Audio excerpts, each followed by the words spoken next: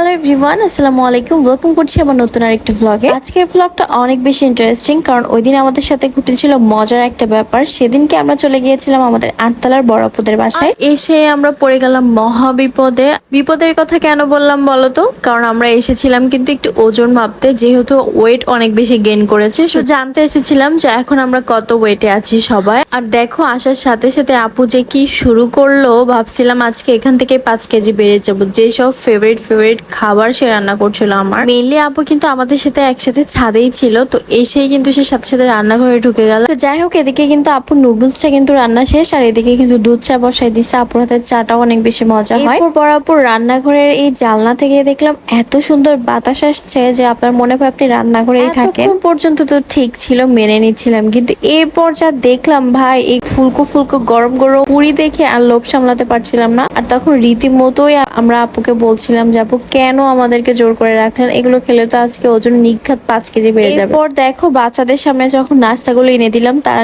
রীতিমতো হাঁপিয়ে পড়লো মানে নাস্তার উপরে, কারণ সব বাচ্চারা অনেক বেশি ক্ষুধার্ত ছিল। সন্ধ্যার সময় কিন্তু সবার অনেক বেশি ক্ষুধা লাগে। আপুর হাতের লাচ্চা সেমাইয়ের কথা তো নাই বলি, তার হাতের সবকিছুই আমার কাছে বেস্ট মনে হয়। সে সবকিছুতে এত বেশি পারফেক্ট কেন আমি জানি না, কিভাবে সবকিছু এত পারফেক্ট করে সেটাও জানি না। তার বাসা বাড়িও এত বেশি সুন্দর গোছালো রাখে, সবকিছু যে কিভাবে হ্যান্ডেল করে মাঝে মাঝে খুবই অবাক হয়ে যায়। এরপর চলে আসলো আমাদের সবার প্রিয় শান্তির জিনিস, আর সেটা হচ্ছে চা। মানে বসে বসে ছিলাম আর একটা জিনিস সামনে এনে দিচ্ছিল। আর ওই দিনকে আমি একটা নতুন জিনিস এক্সপিরিয়েন্স করলাম, সেটা হচ্ছে পুরি দিয়ে চা। আমার কাছে অসম্ভব মজা লেগেছে, ফার্স্ট ট্রাই করেছি, একদম খারাপ লাগেনি। যাই হোক, এতক্ষণ পর্যন্ত কিন্তু আমরা দুইজনই ছিলাম, আর এরপর চলে আসলো আমাদের আরো সব গ্রুপের ভাবিরা। আর ভাবিরা সব এক জায়গায় হওয়া মানে আমাদের আড্ডা জমে।